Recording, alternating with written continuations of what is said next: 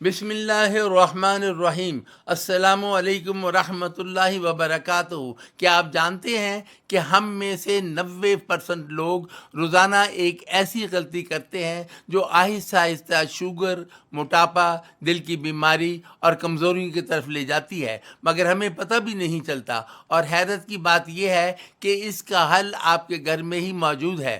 اسلام ہمیں سادگی اور صحت دونوں کا درس دیتا ہے۔ نبی پاک صلی اللہ علیہ وسلم کی سیرت سے ہمیں معلوم ہوتا ہے کہ سادہ، قدرتی اور متوازن غذا انسان کے جسم اور روح دونوں کے لیے بہترین ہے۔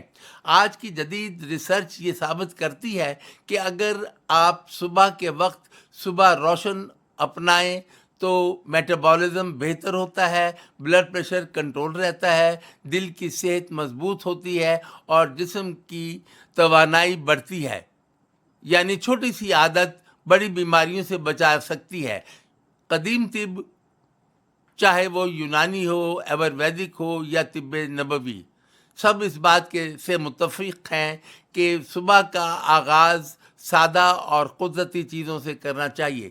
جسم کو صاف، طاقتور اور متوازن رکھنا ہے، اور یہی اصول آج بھی ہزاروں سال بعد سچ ثابت ہو رہا ہے۔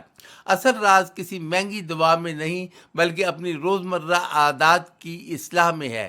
اگر آپ صبح جلد اٹھ کر سادہ، قدرتی اور متوازن روٹین اپناتے ہیں تو جسم خود کو ریپیئر کرنا شروع کر دیتا ہے۔